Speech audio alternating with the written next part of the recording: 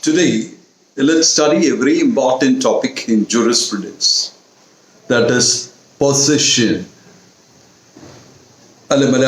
കൈവശ അവകാശം. Now, what is possession? Now, you have to understand that the concept of possession is very important both in civil branch of law and the criminal branch of law. For example, when you are studying theft as a crime, മോഷണം ഒരു കുറ്റമായിട്ട് പഠിക്കുമ്പോൾ theft is defined as to move property out of possession with a dishonest intention. So possession is very important in order to define a theft. So similarly, when you study the civil branch of law like the tort of trover or so many other tort is dependent on the concept of possession. So we have seen that the possession as a concept is important both in civil law as well as the criminal law. Now, what is possession? There is a concept called ownership. Ownership means when you have plenary right or absolute right in a thing, you are said to be its owner. ഉടമസ്ഥത എന്ന് പറഞ്ഞാൽ ഒരു വസ്തുവിൽ ഒരു വ്യക്തിക്ക് സമ്പൂർണമായ അവകാശം കിട്ടുമ്പോൾ അതിനെയാണ് ഉടമസ്ഥത എന്ന് പറയുന്നത്. And the ownership is very important. It is, that in all property law, the concept of ownership, the concept of transfer of property, everything is much relevant. Now, the concept of possession is the most important aspect with regard to ownership. അപ്പോൾ ഉടമസ്ഥത എന്നുള്ളത് നിയമത്തിൽ ഏറ്റവും പ്രധാനപ്പെട്ട ഒരു സങ്കല്പമാണ്.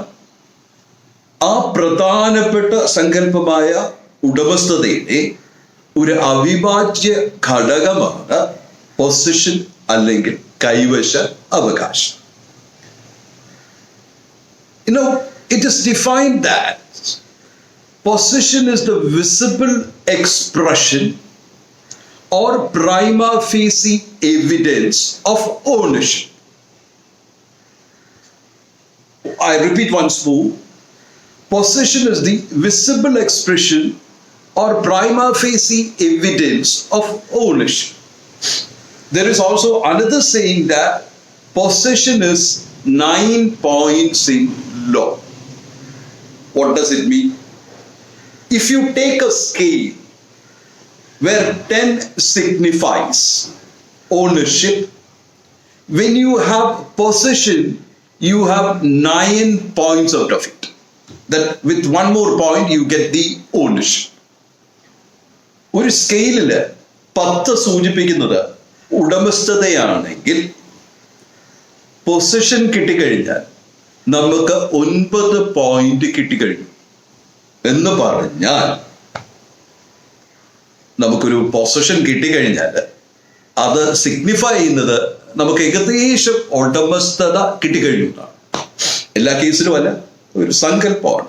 That is why we use the term possession is 9 points in law.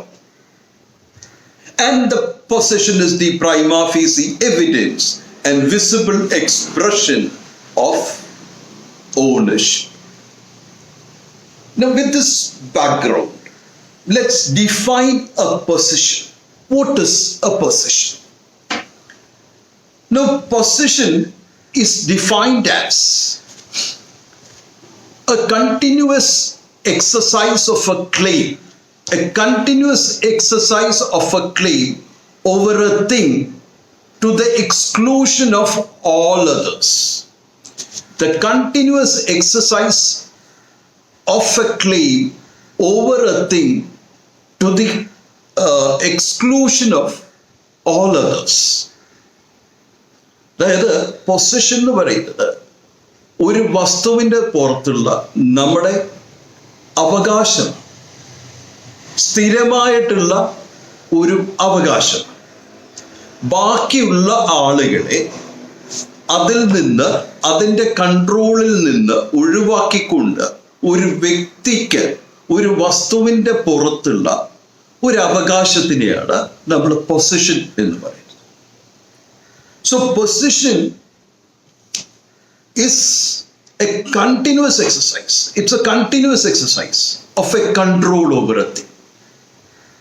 It is a conscious feeling of excluding other persons from controlling your object. Suppose I have a watch in my hand. എൻ്റെ കൈവശം ഒരു watch ഉണ്ടെന്നിരിക്കട്ടെ. I am continuously holding it. ഞാൻ വാച്ചുമായിട്ട് നടക്കുന്നു. വീട്ടിൽ പോയാൽ ആ watch എടുത്ത് മാറ്റി വെക്കുന്നു. എൻ്റെ വാച്ചിൽ ആരെങ്കിലും അനാവശ്യമായി തൊട്ട് കഴിഞ്ഞാൽ I can prevent them. So if I am holding a watch and I am possessing a watch, if someone tried to interfere with my watch, I can prevent from doing it. Why? Because I am in possession of it. Or I am possessing a 5 cents of land. And if someone, I have control over that land. And this control is continuous. If someone interferes into my land, I can prevent it. So this is why a possession is defined. It's somewhat a confusing term. A possession is defined as a continuous control over a thing. It's a continuous control over a thing to the exclusion of all others. To the exclusion of all others means you can prevent others from controlling it. If I have a car and I possess the car, I take the car and park it on a parking lot. If someone interferes with it, I can ask them not to touch my car, not to interfere with it. So this is a nature of a control over a thing. So this is possession. Possession can be classified into two. One is de jure possession and second is de facto possession. De jure possession and de facto possession. Now what is a de jure possession? See, I am the owner of a car. I am driving my car to a market or some other place. ഞാനൊരു കാറിൻ്റെ ഉടമസ്ഥനാണ്. ഞാൻ എൻ്റെ കാറുമായി മാർക്കറ്റിലോ മറ്റെവിടെയോ പോകുന്നു. ഇവിടെ there is no doubt എനിക്ക് എൻ്റെ കാറിൻ്റെ പുറത്തൊരു കൈവശ അവകാശമുണ്ട്. I am holding the car, I am driving the car. So the possession of the car is with me. There is no confusion. So when you have a possession as an owner of a car, then it is called a de jure possession. അപ്പോൾ നമുക്ക് ഉടമസ്ഥനുമാണ് പൂർണ്ണതോതിൽ അവകാശം ഉണ്ടെന്നുണ്ടെങ്കിലും അതിനെ നമ്മൾ de jure possession common ആയിട്ട് പറയാറുണ്ട്. Now you take another example. I am sending my driver with my car to take it to the repairing shop or the workshop for repair.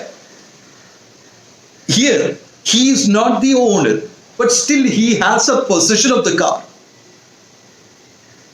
Even though he is a driver and he is not the owner, he is having the possession when he is driving the car for me.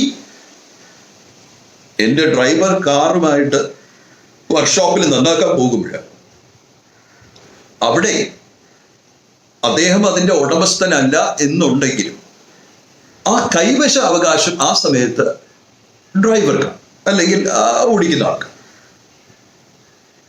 This is called a de facto position. യഥാർത്ഥ ഉടമസ്ഥനല്ലാത്ത ഒരാൾ മറ്റൊരാൾക്ക് വേണ്ടി ആ വണ്ടിയുടെ അല്ലെങ്കിൽ ആ സാധനത്തിന്റെ കൈവശ അവകാശം കയ്യിൽ വെക്കുന്നു. ഞാനൊരു ജോലിക്കാരന്റെ പക്കൽ എൻ്റെ വാച്ച് നന്നാക്കാൻ പോകുമ്പോഴും ഇത് തന്നെയാണ് അവസ്ഥ. When I am sending my servant with my watch for a repair, the same thing is happening. Even though he is not the owner, he is having the possession of that particular thing. This is called a de facto possession. So classification, de jure possession and de facto possession.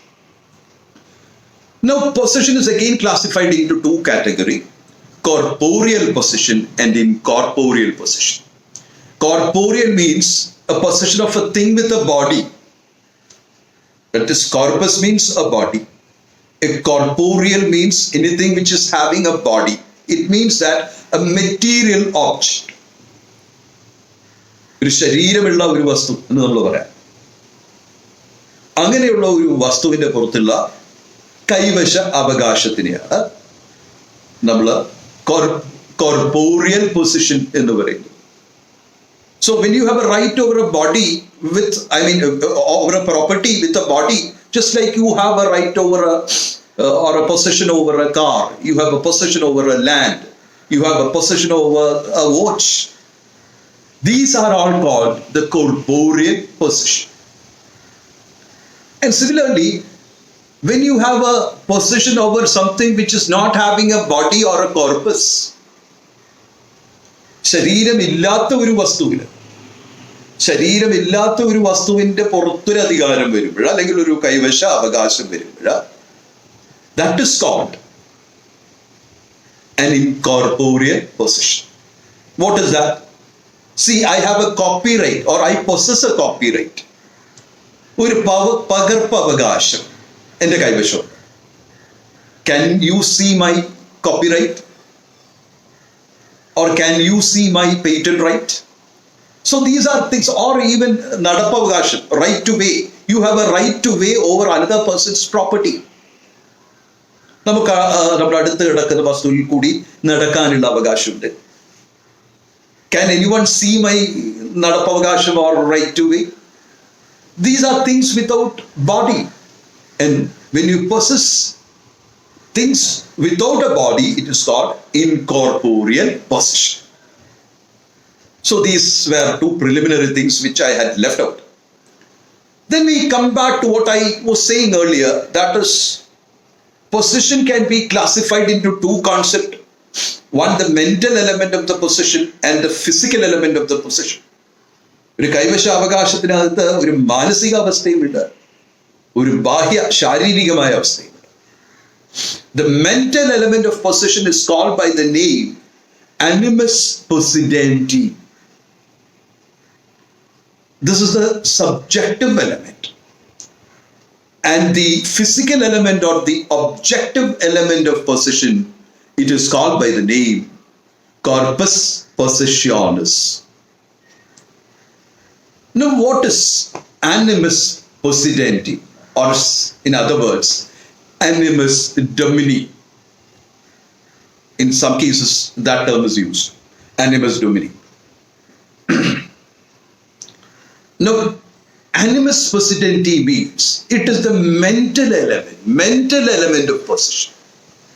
See, when you are possessing something, you have a feeling that it is yours. When I have bought a new car and put it in my car porch, and I go to sleep somewhere else, I still have the feeling that this car is in my possession. This is my car. So I don't want anyone to touch that, even if I am somewhat away from the car. You have a 5 lakh rupees in your house located 200 kilometers away, and it is there in your locker. Even though that is there in your locker, you have the feeling that it is in your possession. This feeling of this is mine, or this is in my possession, and I will exclude anyone from controlling with it. This feeling is called by the name Animus possidendi. So it's a feeling. These are all mine, or in my possession. Need not be mine, but in my possession. And I will exclude others.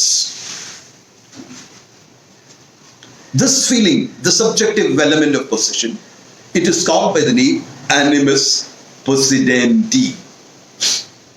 Now there are 4 important points with regard to Animus possidendi. First point is,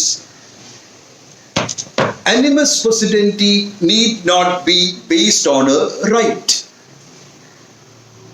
നമുക്കൊരു Animus possidendi ഒരു വസ്തുവിൽ വരണമെങ്കിൽ നമുക്കൊരു അവകാശമൊന്നും, നിയമപരമായ ഒരു അവകാശമൊന്നും വേണമെന്നില്ല. ആർക്കും ഈ ആനിമസ് പൊസിഡൻറ്റി വരാം. Even a thief can have an animus possidendi. എൻ്റെ ഒരു വസ്തു ഒരു കള്ളൻ മോഷ്ടിച്ചു, അയാളങ്ങ് ഓടിപ്പോയി. ആ കള്ളനും ആ വസ്തു അയാളുടെ കൈവശം വെക്കണം എന്നുള്ള ഒരു ആനിമസ് പൊസിഡൻറ്റി ഉണ്ട്. മറ്റൊരു കള്ളൻ അതിനു വേണ്ടി ശ്രമിക്കുമ്പോൾ അയാൾ സമ്മതിക്കില്ല. That is, if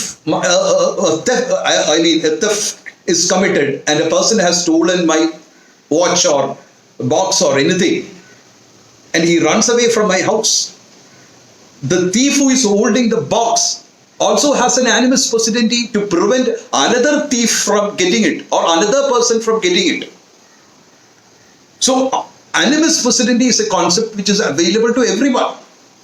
It need not be based upon a right. It can even be exercised, or it is there even in a person who is a thief. So that is the first aspect of it. The second aspect of animus possidendi is animus possidendi is a claim for excluding others. Animus possidendi is a claim for excluding others from interfering or controlling the object. That is, if you have a watch with you, you don't want another person to take your watch or interfere with it or to move your watch or whatever it is. So you have a power to exclude others from controlling your object on which you have the possession.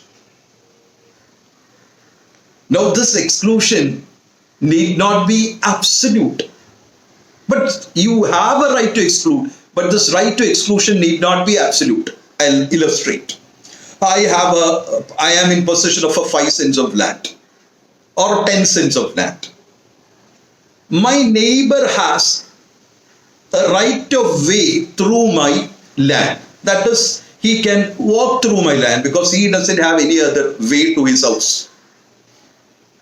എനിക്കൊരു 10 saint സ്ഥലമുണ്ട്. എൻ്റെ 10 saint സ്ഥലത്ത് കൂടി എൻ്റെ അയൽക്കാരന് നടക്കാനുള്ള ഒരു നടപ്പവകാശം മാത്രമുണ്ട്. കാര്യം അയാൾക്ക് വേറെ വഴിയില്ല. ഇവിടെ here I cannot exclude this person's right to way. I cannot exclude. But other than that, I can exclude all other persons. That is why I said that the right to exclude others need not be absolute. But you have a right to exclude. ഇവിടെ ഒരാൾക്കുള്ള നടപ്പവകാശം നമുക്ക് തടയാൻ പറ്റത്തില്ല, പക്ഷെ ബാക്കിയുള്ളവരെ എല്ലാം നമുക്ക് തടയാം. So the right to exclude others is the second feature of animus possidendi. Now the third feature is animus possidendi is for the owner, that is for the de jure possessor, or it can also be for the de facto possessor. ഈ animus possidendi എന്ന് പറയുന്നത് അതിൻ്റെ ഉടമയ്ക്കുള്ള position ആവാം. ഞാനൊരു ജോലിക്കാരൻ്റെ കയ്യിൽ നിന്ന് കൊടുത്തു വിടുമ്പോൾ ആ ജോലിക്കാരൻ്റെ പൊസിഷനും ആവാം, അല്ലെങ്കിൽ എക്സ്ക്ലൂഡ് ചെയ്യണമെന്നുള്ള ഫീലിംഗ് ആവാം. So animus possidendi can exist both for the de jure possessor, that is the owner, and also for the de facto possessor, that is a person who is a servant who is taking his master's goods. So that is the third element of animus possidendi or animus domini. The fourth element is an animus possidendi need not be specific. That is, we can have animus possidendi over a thing even if you don't know what exactly is a thing. നമുക്കൊരു കൈവശാവകാശം വരുമ്പോൾ എന്താണ് ആ വസ്തു എന്നറിയാതെ തന്നെ നമുക്ക് അതിൻ്റെ പുറത്തൊരു കൈവശാവകാശം വരാം.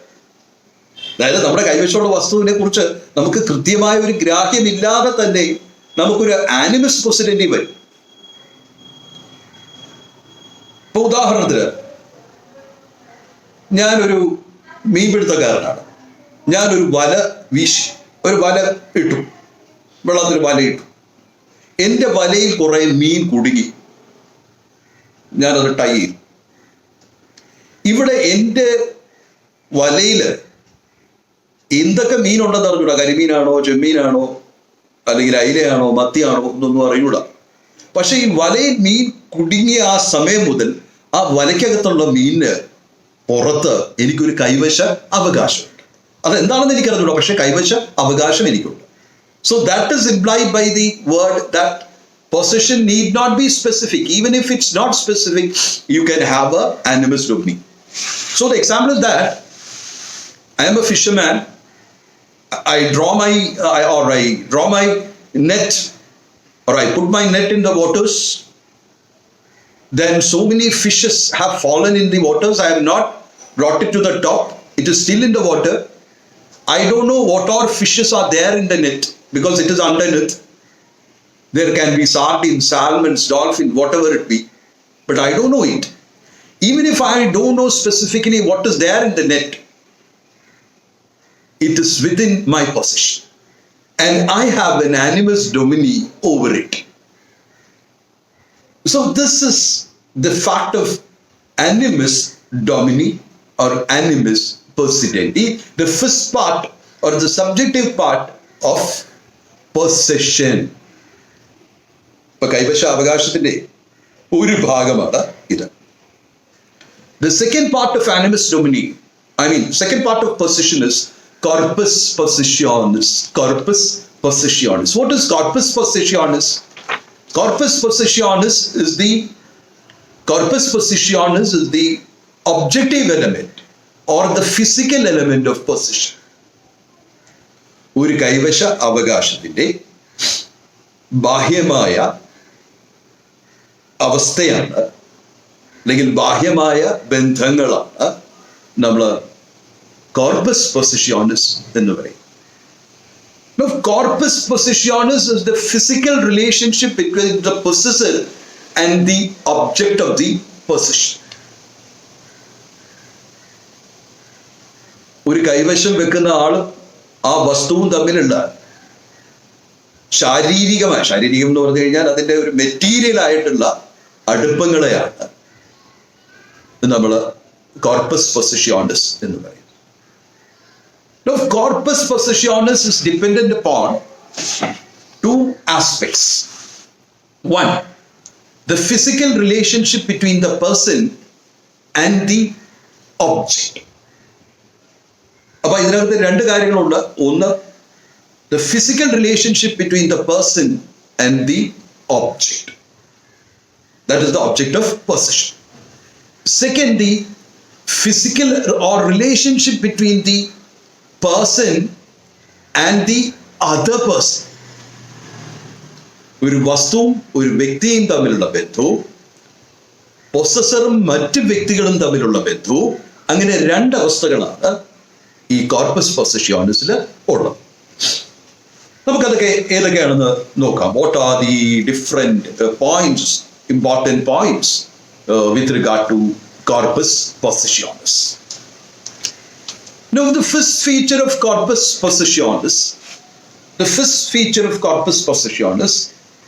is your physical power to exclude.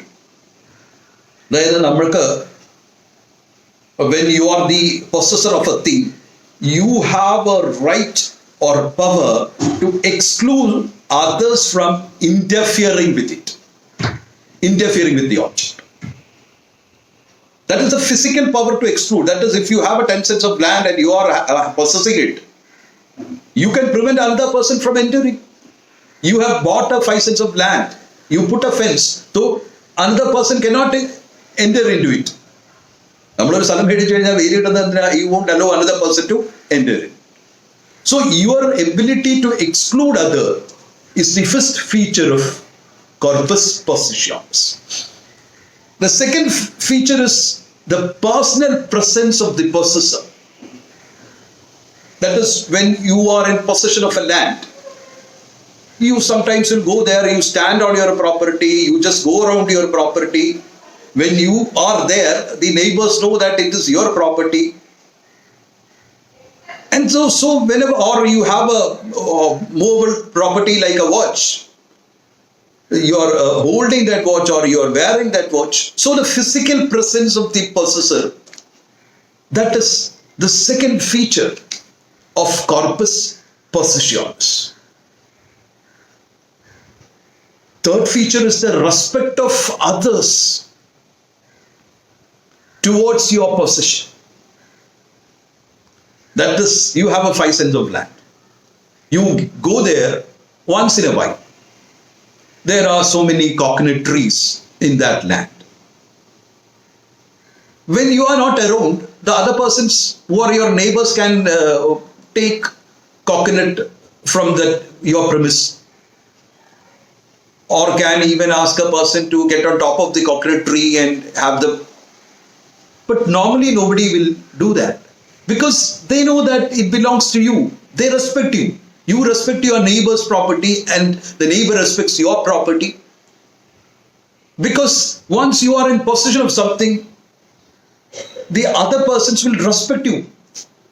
This is also a part of the Corpus Possessionis.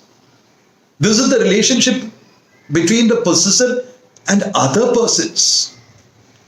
Another feature. Still another feature is secrecy. Secrecy means when you are possessing something, you have the freedom to keep it secret. It's left to you. That you buy some gold ornaments, you can wear it and go through the streets and show it to every person because I have so much gold. Or also, if you have some gold in your possession, you can put it in your locker and keep it there without making it known to anyone. That is secrecy.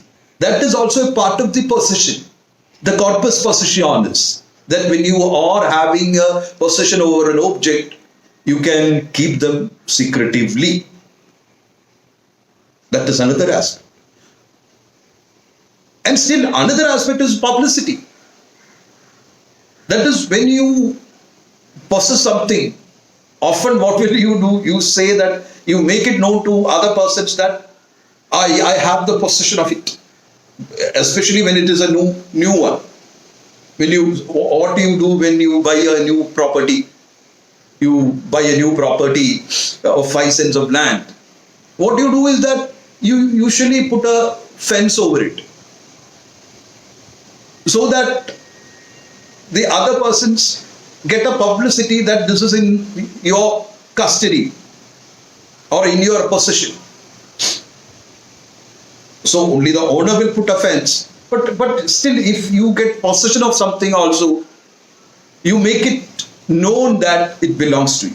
നമ്മൾ ഒരു വസ്തുവിന്റെ കൈവശ അവകാശം നമുക്ക് കിട്ടിക്കഴിഞ്ഞാൽ നമ്മൾ കഴിയുന്നത് ആളുകളൊക്കെ അത് കാണിക്കുകയും ചെയ്യും. എന്താ കാണിക്കുന്നത്? അതിന്റെ കൈവശമാണത്, നിങ്ങളത് തുടരുത്, ഇങ്ങനെ കാണിക്കുകയും ചെയ്യും. ഇനി വേണമെങ്കിൽ അത് കാണിക്കാതെ സീക്രട്ടായിട്ട് നേരത്തെ പറഞ്ഞ പോലെ വെക്കുകയും ചെയ്യും. So these are all factors connected to Corpus Possessionis. So these are the two main elements of possession. One is Animus possidendi and second is Corpus Possessionis. These two together create the concept of possession. Now let's study some, or not study, just go through some cases to get this doctrine acquainted. First case is Murray versus Green. Murray versus Green. It's an English case. In Murray versus Green, a man bought a bureau. A man bought a bureau. So, for example, I bought a bureau. Bureau means a form of furniture. There was a secret drawer in the bureau. And the seller had put some money in the bureau which he had forgotten. ഞാനൊരു അലമാരി മേടിച്ചു. അലമാരിക്കകത്തൊരു secret അറയുണ്ടായിരുന്നു. ആ വിറ്റ ആള് അതിനകത്ത് കുറെ പൈസ വെച്ചിട്ട് മറന്നുപോയി. It was discovered by me. Now the question is whether it is in my possession and I can sell it off or I can use it. The money is there in my possession, so I can use it, or it has it come to my possession. The court held that if some money is there in the secret drawer, when I bought that bureau, I never had an animus domini as to that money. ഞാൻ ഈ furniture മേടിക്കുമ്പോൾ furniture കിട്ടി എന്നുള്ള അതിനെക്കുറിച്ച് മാത്രമേ എൻ്റെ മനസ്സിലുള്ളൂ. എനിക്കൊരു furniture കിട്ടി, അതിനകത്തൊരു 10,000 രൂപയും കൂടി ചിലപ്പോൾ കാണും എന്നൊരു ഫീലിംഗ് എനിക്കില്ല. So that money is not in my possession. It belongs to the seller of the furniture and I cannot appropriate it. ആ പൈസ എനിക്ക് ഉപയോഗിക്കാൻ പറ്റില്ല. This is one case. Very similar case as Cartwright versus Green. Cartwright, Cartwright, Cartwright versus Green. Now, in this case, the same fact, almost same fact. Here, what happened was a furniture was given to for repairing. The other case it was sold. In this case, it was given for repairing. A furniture was given for repairing. There was a secret drawer. The person, the carpenter who got it, misappropriated the money. His claim was, as the along with the furniture, I was given the possession of the money also. Quoted that a furniture man or a carpenter can never have animus domini with regard to something which was hidden in the furniture. So these are two cases which go along with the concept of animus domini thing. There is a third case called Bridge versus Hawksworth, Hawksworth. Bridge versus Hawksworth. Here, the facts are different. See, I go to a shopping complex for shopping or a shop for buying articles. ഞാൻ സാധനങ്ങൾ മേടിക്കാൻ ഒരു കടയിൽ പോകും. A person in the shop, another buyer, accident from some money falls from the pocket of the another buyer, and the another buyer goes away from the shop without knowing it. I have not seen it. The thing is that someone had mistakenly let his money fall in the shop. We don't know which person. കടയിൽ വന്ന ഒരാളുടെ പോക്കറ്റിൽ നിന്ന് കുറെ പൈസ താഴെ വീണു. I discovered it. When I discovered it, the question was whether this money belongs to me or the shopkeeper. അപ്പം കുറച്ച് പൈസ ഒരു കടയിൽ വീണു, ഞാനാണത് കണ്ടെടുത്തത്, ഉടമസ്ഥൻ ആരാണെന്ന് നമുക്ക് അറിഞ്ഞുകൂടാ. അയാൾ പോയി. ഈ പൈസ എനിക്ക് അവകാശപ്പെട്ടതാണോ അതോ ഷോപ്കീപ്പർക്ക് അവകാശപ്പെട്ടത്? The shopkeeper's claim is that as it is discovered in his premise, he has control over it. But the court held that when money falls in the shop, how can the shopkeeper have an animus domini with regard to that thing? On such counts, the court held that here the owner of the shop doesn't have a right over it. But there is a different case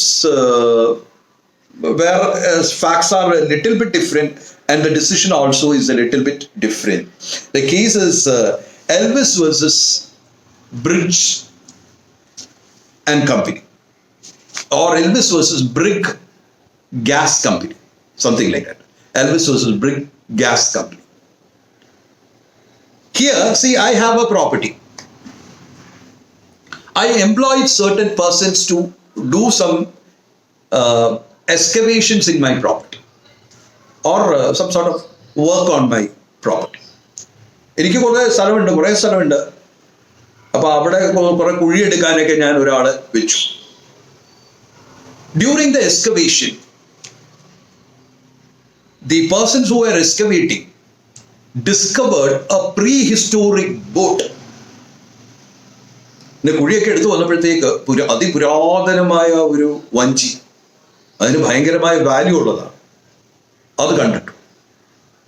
So during the excavation, when this prehistoric boat was discovered, the problem was that the question came whether it belongs to the excavators or whether it belongs to the owner of that land. Claims were made on both sides. One claim was that even though I am the owner of the land, I never had animus domini with regard to the boat, so I cannot be said to possess that particular thing. But the court held that the owner of a land have Corpus Possessionis, not only with regard to whatever that is on the surface of the earth of the land, but also to anything which is down underneath.